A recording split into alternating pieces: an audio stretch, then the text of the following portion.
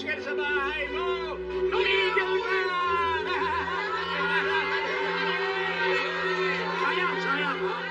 Kayo, nire-represent namin sa mga girero ang mga hikahos dito sa lugar natin. O ngayon, sa ginawa mo, lalo ka mag-hikahos!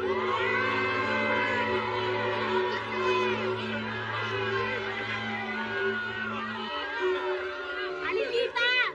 Binoto ko Guerrero ha, huwag niyo akong kalimutan. Ay, naku, huwag ka mag-alala, Seni. Andun yung pangalan mo sa mga maliligtas. Ay, sinabi!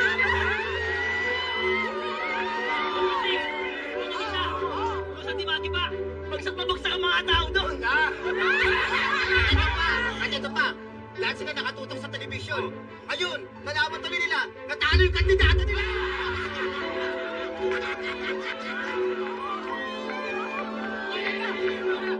Nawawa naman sila. Kaya, ayun na. Pasayain na!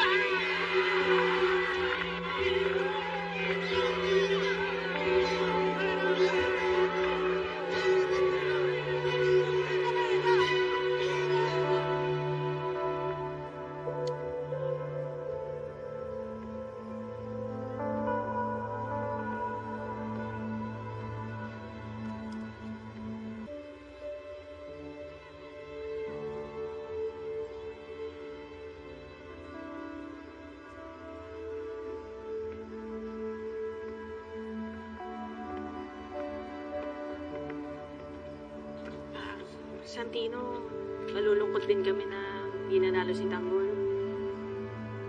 Ang kagustuhan niyang mabago yung Maynila, mukhang di na matutuloy yun. Ganoon talaga ang politika. Madumi. Pero ako, sigurado ako nagkaroon niya ng dayaan. Tsaka kung sino pa yung mga hindi matino, sila ba yung lagi nakakaupo? Kaya hindi tayo umuunlad eh. Yun ni, panalo ni, na magic pa. Alam niyo, kahit na malayo ang loob ko kay Tanggol ngayon, nalulungkot din ako. Kasi alam ko yung nasa puso niya eh. Kung hangarin makatulong sa ibang tao. Kaya nakakatamad na talagang bumoto eh. Lalo na kung nagkakadayaan lang. Hindi tayo buboto sa susunod, mas walang pag-asa mabago ang bansa. Sana lang di makaupo ang mga nandaya sa eleksyon.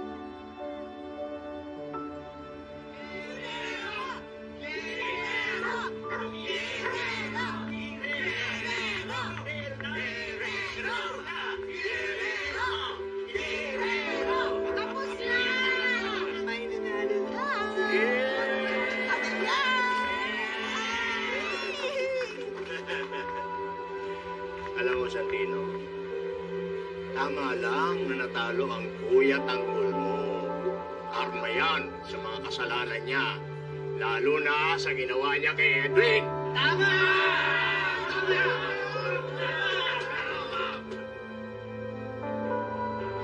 Manalo nga kayo, Mang Marcy. Alam ko masaya kayo sa pagkatalo ni Kuya. Pero hindi nyo na kailangan ipagmayabang. Ay, bakit? Bawal ba? Free country! May na naman siya Tanggol eh. Pinagaba naman yung pamilyang walang nakakabuwag. Pamayabang niya yung panalo nila. Eh, dinaan lang naman yan sa pandaraya eh.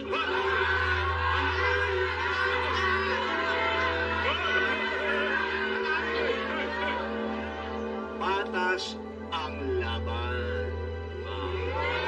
Tumatas! Huwag kami ng masing! Bumibili ng boto yung mga girero at pinapadaan sa inyo! Bakit? Eh, di ba lahat naman ng politiko kaya na ginagawa? Hindi nyo talaga tinatanggi ha? Eh di namin nyo na rin ang daya yung magbago!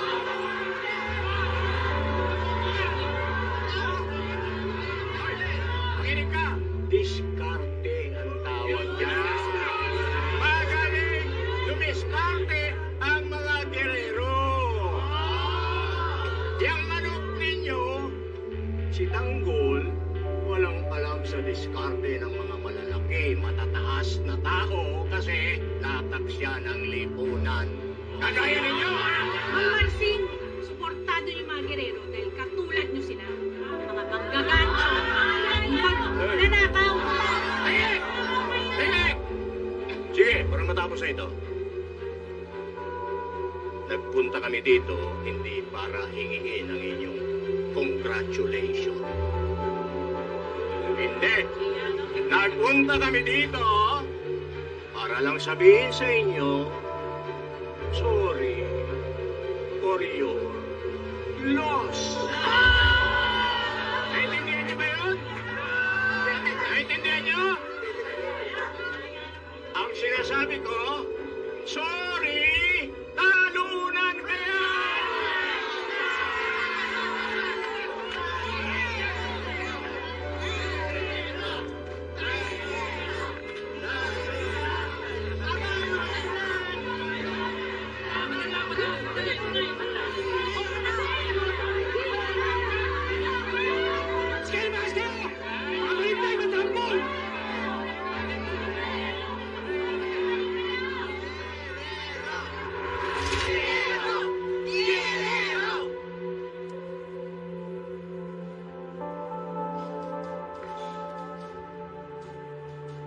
Lieutenant Victorino, may malaking operasyon na pinag-uutos si Mayor Roberto. Ang pagtakip kay Tanggol Montenegro at sa sindikato niyang pamilya. Nakita ko nga yung ilang files ng mga Montenegro. Big fish to ah. Ikaw tinawagan? Alam ba nila kung anong ranggo mo?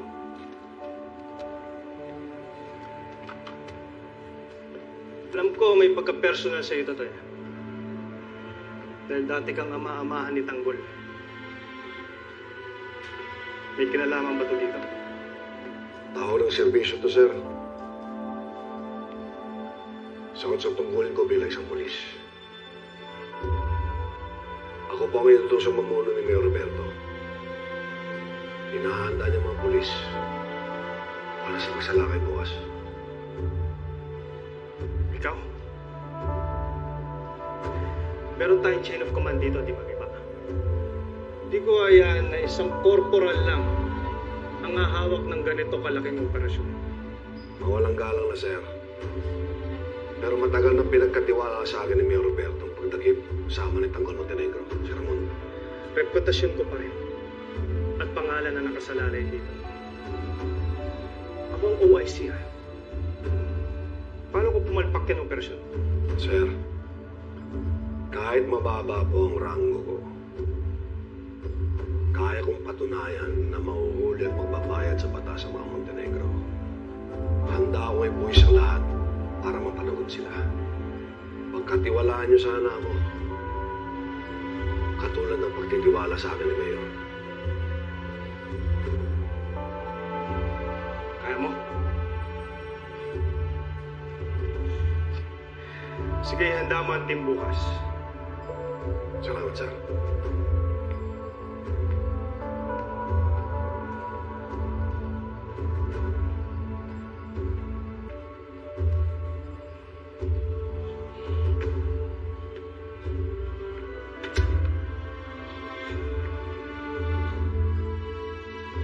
Hahayaan ko munang ikaw ang magpagod, di magiba. Pero akin ang operasyon na ito. Si Hector Victorino ang makikilala na lahat na siyang tatapos sa kasamaan ng mga Montenegro.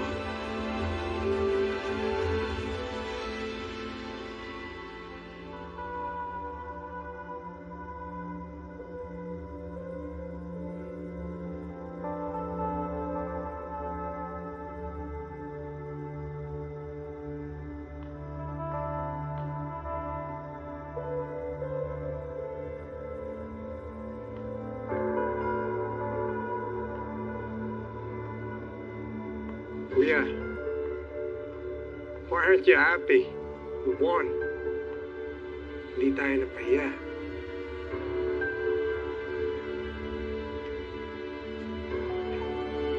Miguelito, ngayon hindi lang sarili mo bitbit mo. Bitbit mo ang buong pamilya. Dapat handa kang harapin ang lahat ng sakripisyo para sa pamilya natin. I'm born ready, Kuya. ibig niyo sabihin sa mga sakripisyo? Like hurting the ones you love? I know what you did, Kuya. Alam ko na sinadya mo ang pagtalo ni Papa. Okay na rin yun. Sobra na rin yung matandang yan eh. Tsaka di ba matagal na siyang retired? Di ba nahimik na siya dito sa bahay? So do tell, Kuya. Was it your doing?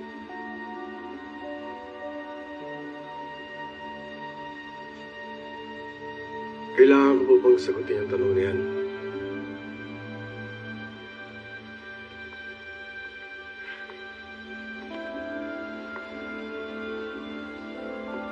Well, then if that's the case, Kuya,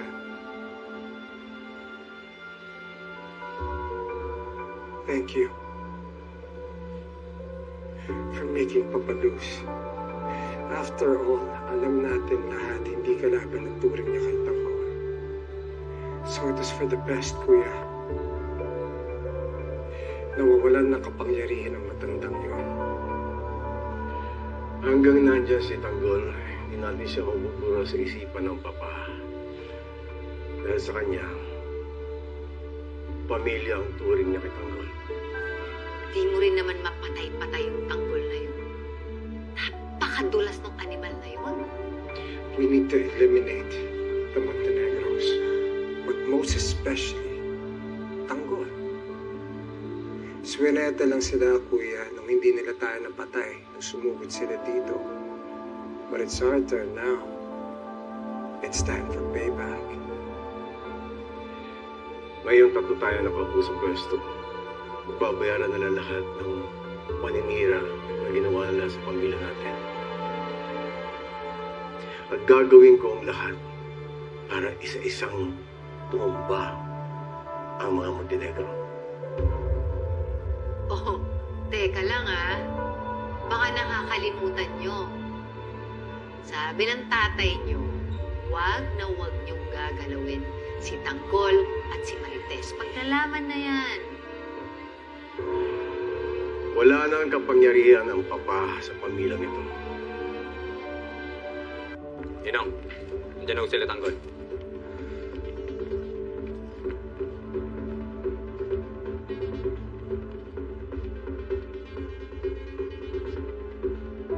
Makinig ang lahat. This mansion has stood many generations. Marami na nagtangkang sugurin ang mansyon na ito. Pero wala sa kanilang nagtagumpay. Dahil sa tapang natin lahat.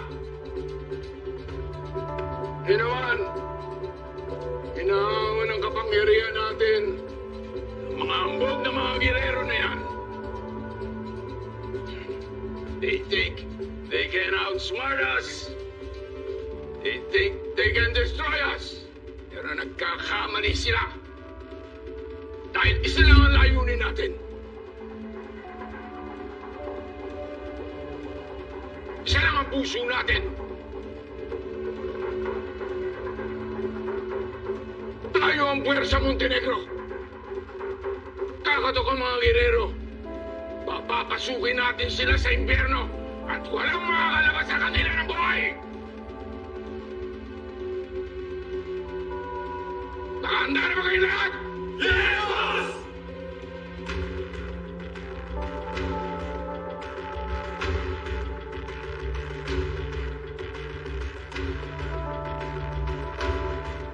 Magsigalat na!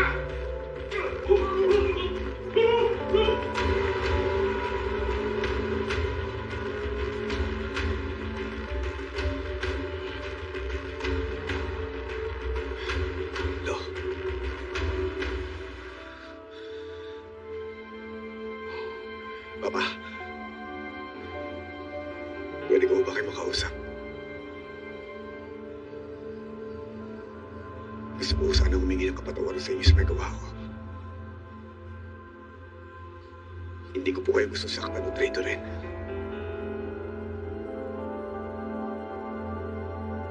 Ayaw din sana kitang saktan. Pero masakit. Ang ginawa mong pagtataksil, sarili mong pamilya. Trinator mo. Tanggol, sa ginawa mo yan, pinakita mo mas importante sa'yo ang ibang tao kaysa sa sarili mo kadugo. Paano wala kami sa'yo? Do. Sana ako mapatawan niyo ako. Iniisip ko lang po ang kapakanan ng mga tao. Ayoko lang masira ang buhay nila. Nang dahil sa drogang binibenta niyo. Tignan mo ang nangyayari sa atin. Dahil sa prinsipyo mong yan, muntik na tayo mag-ama. Ngayon, sabihin mo sa akin, kinahiya mo bang maging sa Montenegro? Hindi ko pa. Hindi ko kinahiya ng maging sa Montenegro. Sa totoo po, yun ang pinakamasayang araw ko nung kinilala niyo ako bilang anak. Pero pa, patawarin niyo ako. Dahil hindi ko talagang makukonsinti ang pagbibenta niyo ng droga. Sana bigyan niyo pa ako ng pagkakataon para makabawi sa inyo. Ito na ang pagkakataong tutunayan yan. Ipaglaban mo tayong mga Montenegro.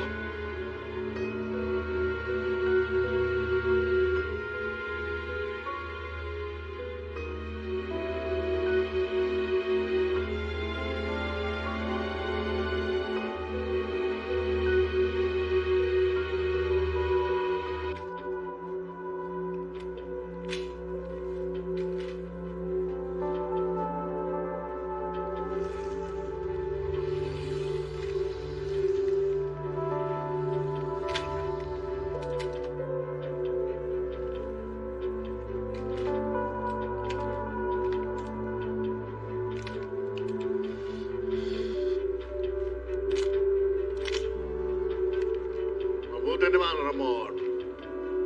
Napatawad mo rin si Tanggol. Iswasan, isa pa rin siyang Montenegro. Kahit ano mangyari, tuwad naman pa rin natin siya. Tama ka, Ramon. Mahirap talagang tiisin ang siya anak. Kahit ako. Dismayado rin sa ginawa niya pagtatry doon sa atin. Pero nagawa kong patawarin siya dahil siyang Montenegro. Tumuloy pa ba? Darating din ang araw. Makukuha natin siya. Ang importante, sundito tayo ngayon bilang isang pamilya laban sa mga gerero. At sisiguraduhin ko sa'yo, hindi nila tayo mapapatumba.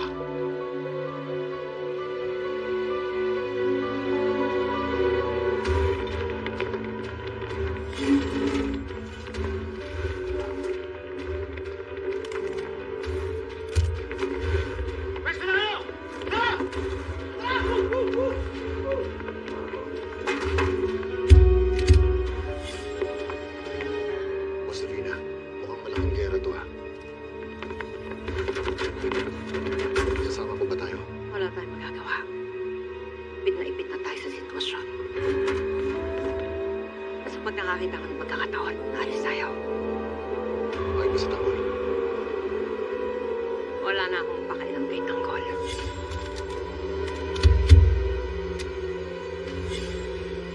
Ayaw ko ay isip niya.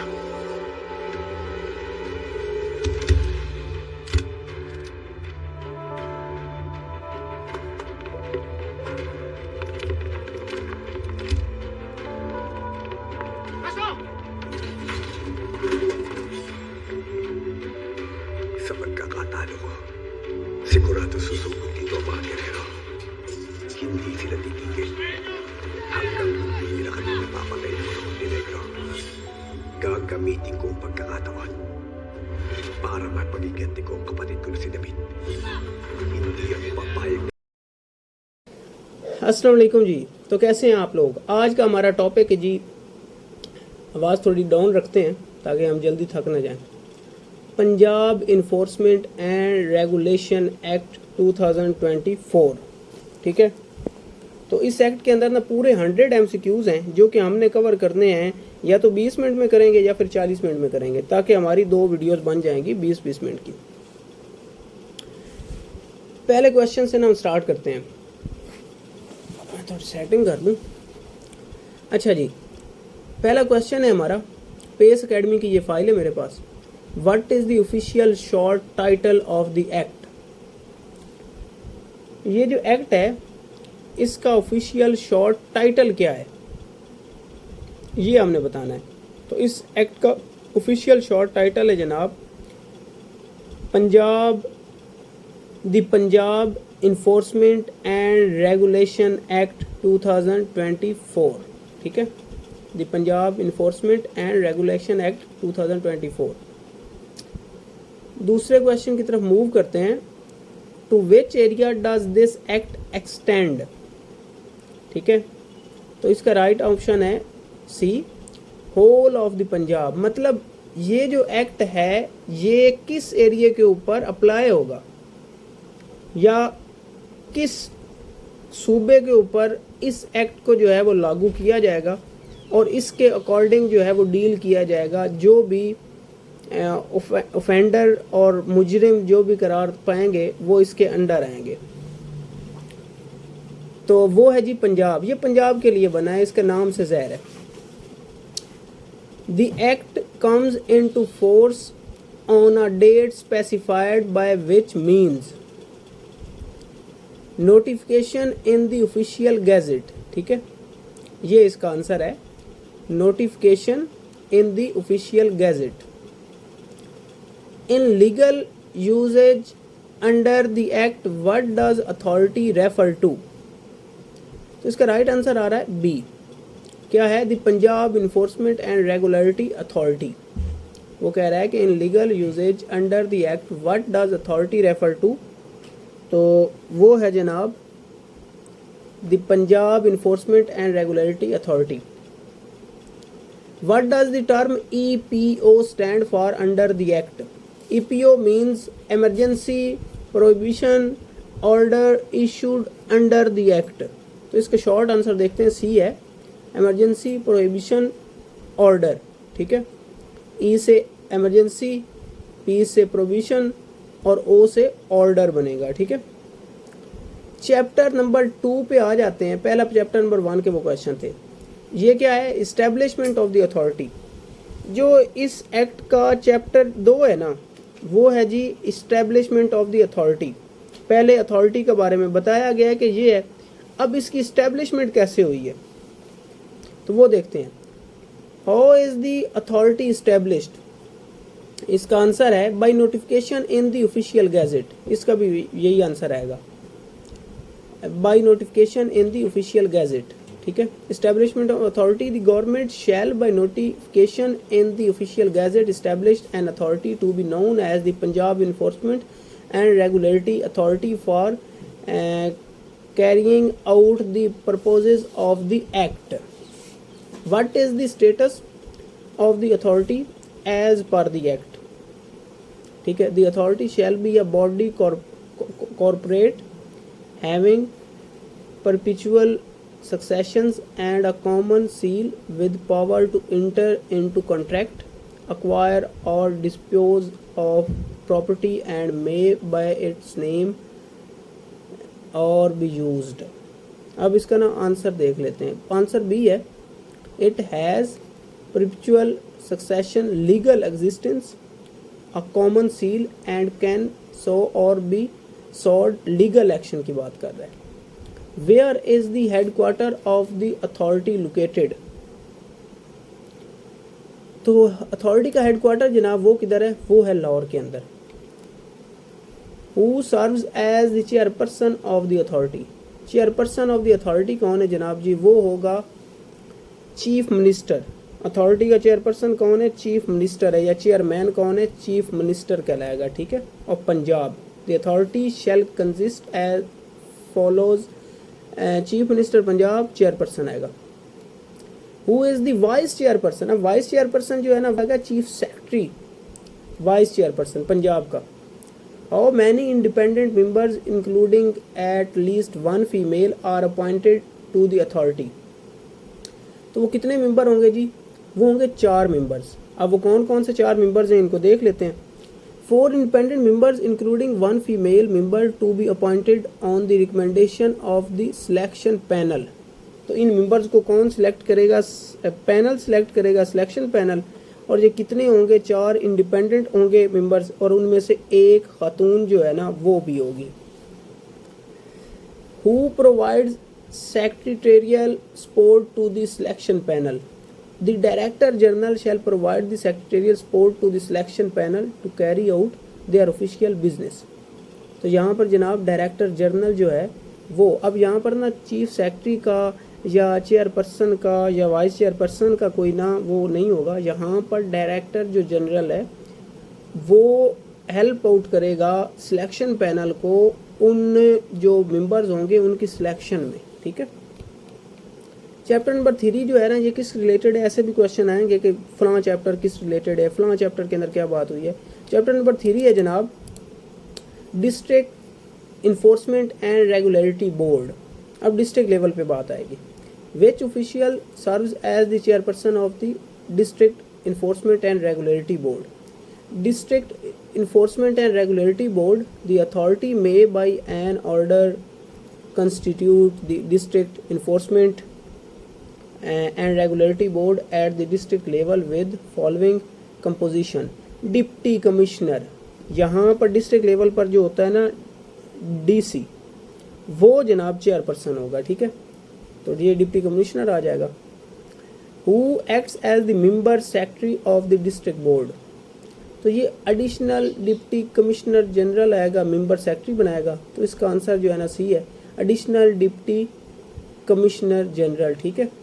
Additional जो होता है ना deputy commissioner वो as acts as a secretary भी आएगा district board का या मेंबर के तौर पे भी काम करेगा, ठीक है।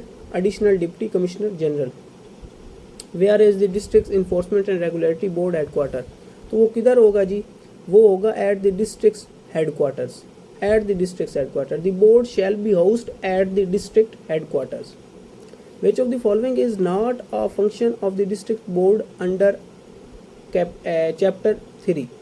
तो इसमें से कौन सा फंक्शन है जो कि अंडर चैप्टर 3 जो है डिस्ट्रिक्ट बोर्ड के फंक्शंस के अंदर नहीं आता, ठीक है। तो वो है इन एक्ट न्यू रेगुलेशंस। अब देखें, अब डिस्ट्रिक्ट बोर्ड जो है वो ये फैसला नहीं करेगा, चैप्टर 3 के अंदर ये तय है कि वो न्यू रेगुलेशंस या कोई न्यू एक्ट्स या कोई न्यू जो है वो उसमें के अंदर लॉज जो है ना वो ऐड कर ले, ठीक है। वो ऊपर से ही आएगा, उन्होंने बस उसको फॉलो करना है, new act regulations. The board is authorised to do all of the following except. कि ये सारे काम करेगा लेकिन कौन सा काम नहीं करेगा बोर्ड? अब यहाँ पर ये मैं सारा नहीं पढ़ूंगा, मैं सिर्फ ना आंसर की तरफ आता हूँ। Forward disciplinary cases to the tribunals, ये काम उसका नहीं होगा। उसके कौन कौन से काम होंगे? Conduct situational assessments for planning, monitor performance of enforcement stations, recommend rewards for outstanding contributions. लेकिन कौन सा काम नहीं करेगा? Board is authorised to do all of the except, ये नहीं करेगा forward disciplinary cases to tribunals, ठीक है। What ability does the board have regarding enforcement station? Supervise, monitor and review the progress and performance of the enforcement station। तो इसके जनाब all of these आ रहे हैं। सुपरवाइज भी करेगी। What ability does the board have regarding enforcement station? enforcement station के regarding board के पास कौन कौन सी पावर्स हैं? सुपरवाइज भी करेगा, मॉनिटर भी करेगा, to review their progress and performance, all of these आ जाएगा। Which component may the authority choose to include on a district board? Any other expert co-opted from public or private sector member। अब यहाँ पर देखें B option है, co-opted appointed to a group or committee by the existing members, expert from public or private sector। Private sector से भी ले सकते हैं, ये क्वेश्चन आ सकता है ऐसे। Which responsibility correctly matches the secretary of the board? The secretary shall be responsible for performing secretariat functions and providing secretarial support to the board. अब इसमें ना आंसर क्या है, बी आंसर है, providing secretarial support and performing secretarial functions. Chapter number आ जाता है 4, hearing officer. अब हायरिंग ऑफिसर के बारे में हमने पढ़ा है. Who appoints the hiring officer under the Para Act 2024? तो कौन, ये अथॉरिटी जो है ना वो करेगी, अथॉरिटी. ठीक है, आंसर बी है, hearing officer. The authority shall appoint or authorize an officer of the Pakistan administration service or provincial management service of basic scale 17 or above in the sub division as the hearing officer who shall be competent to hear and decide representation for the purposes of the act. तो ये अथॉरिटी जो है वो hiring officer को सिलेक्ट करेगी या hire करेगी. What is the minimum basic scale required for someone to be appointed as hiring officer? तो बेसिक स्केल कौन सा इसके लिए रहेगा, BS 17. कम अज़ कम हायरिंग ऑफिसर जो है वो 17वें स्केल का होगा. ये क्वेश्चन अब बनता है, कम अज़ कम जो ऑफिसर है वो 17वें स्केल का होगा. ठीक है, हायरिंग ऑफिसर की बात हो रही है. Within how many days must an offender or aggrieved person file a representation before the hiring officer? तो ये 30 days हैं. जब भी यहाँ पर ऑफेंडर आएगा ना, मुजरिम, उसको 30 डेज मिलेंगे. हायरिंग ऑफिसर उसको जवाब या उसकी कंप्लेन या कमिश्नर कितने डेज में देगा, 45 में देगा. लेकिन अगर वो अदालत की तरफ जाता है तो फिर 90 में देगा. Which of the following matters can not be represented before the hiring officer? कौन से matter? Issuance of notice section. ठीक है, तो इशुएंस ऑफ नोटिस सेक्शन जो है ये हायरिंग ऑफिसर के सामने नहीं होगा. ठीक है, हायरिंग ऑफिसर इसको नहीं सुनेगा. Which of the following matter can not be represented before the hearing officer? तो issuance of notice section. According to supplementary sources what is one permissible method of recording at a hearing before the hearing officer? तो इसमें audio video recording दोनों चल जाएंगी. ठीक है. Which powers are included in the hearing officer's authority under chapter 4 behind appointments and hearing representations? तो इसमें क्या आएगा, इसका आंसर है A, impose additional fine and refund fine upon successful representation. तो ये इसका काम नहीं है. ठीक है, refund the fine imposed by enforcement officer in case of successful representations in such manner as may be prescribed. ठीक है, तो वो अपने से ज़्यादा जुर्माना नहीं कर सकता उसको. चैप्टर नंबर 5 है establishment of enforcement station. Chapter number 5 किसके रिलेटेड है? जो इन्फोर्समेंट स्टेशन है वो उसकी क्या इस्टेब्लिशमेंट होगी या उसके अंदर कौन कौन से मेंबर होंगे और कौन उसको लीड कर रहा होगा. Enforcement stations are established at which administrative level? किस लेवल पर? तो ये सब डिविजनल लेवल पर होंगे. There may be one or more enforcement stations for each subdivision having such territorial jurisdiction as may be specified by the government. Subdivisional level पे होंगे. ये क्वेश्चन अच्छा वैसे. Who has the authority to officially declare a place as an enforcement station? तो किसके पास ये अथॉरिटी है? The government, provisional government के पास है. ठीक है, गवर्नमेंट के पास ये अथॉरिटी है कि वो ऑफिशियली डिक्लेयर करेगी एक जगह इन्फोर्समेंट स्टेशन के लिए. इन्फोर्समेंट स्टेशन को जगह किसने अलॉट करनी है? गवर्नमेंट ने करनी है, सूबाई गवर्नमेंट ने, यानी कि पंजाब की गवर्नमेंट ने. Which section of the para act deals with record keeping at the enforcement station? तो कौन सा सेक्शन जो है वो रिकॉर्ड कीपिंग मतलब रिकॉर्ड्स के बारे में बात करता है या डील करता है? तो वो सेक्शन 21 है. सेक्शन 21 जो है वो जो भी उनके फाइल्स होंगी, जो भी केसेस होंगे, उस रिकॉर्ड्स के ऊपर बात करेगा. Record keeping at the enforcement station. The sub division enforcement officer shall be responsible for record keeping at the enforcement station in such manner as may be scribed. Record की जिम्मेदारी किसकी है? सब डिविजनल इन्फोर्समेंट ऑफिसर की है. ठीक है, और ये किस सेक्शन के अंदर बात हुई है? ये बात हुई है सेक्शन 21 के अंदर. The sub-divisional enforcement officer position is covered under which section? अब सब डिविजनल इन्फोर्समेंट ऑफिसर की जो पोजीशन है ये किस आर्टिकल या कह लें कि आप सेक्शन के तहत जो है ना वो कवर की गई है? तो ये 22 के अंदर आता है. Sub divisional enforcement officer the authority shall be notification appoint the sub-divisional enforcement officer by every enforcement station in the prescribed manner. Her enforcement station के अंदर एक सब डिविजनल इन्फोर्समेंट ऑफिसर तैनात किया जाएगा और वो किस सेक्शन के तहत होगा? 22 सेक्शन के तहत। The role of the enforcement officer is described in which section. अब इन्फोर्समेंट ऑफिसर का जो होगा ना रोल, वो किसके अंदर है? वो है 23 के अंदर, ठीक है। इन्फोर्समेंट ऑफिसर की बात हो रही है। Which section pertains to the duties of the enforcement officer। तो 25 सेक्शन जो है ये इन्फोर्समेंट ऑफिसर की ड्यूटीज़ को जो है ना एक्सप्लेन करता है कि उसकी कौन कौन सी जिम्मेदारियां हैं या उसने क्या कुछ करना है। 25 सेक्शन इन्फोर्समेंट ऑफिसर की ड्यूटी के ऊपर बात करता है। To investigate officers powers and functions are laid out in which section. तो इन्वेस्टिगेशन की अगर बात करें ना, इन्वेस्टिगेशन ऑफिसर जो है वो सेक्शन 26 में आएगा। इन्वेस्टिगेशन ऑफिसर सेक्शन 26 में। अब देखें ये रैंक के हिसाब से भी हो रहा है कि हमने 22 में सब डिविजनल की बात की, ठीक है। 23 में हमने किसकी बात की? वो इन्फोर्समेंट ऑफिसर की बात की और इन्फोर्समेंट ऑफिसर की जो ड्यूटीज़ हैं उनकी 25 में बात की। 26 के अंदर हमने जो है वो इन्वेस्टिगेशन ऑफिसर की बात कर ली। सेक्शन 28 इंट्रोड्यूस विच of the following institutional structure.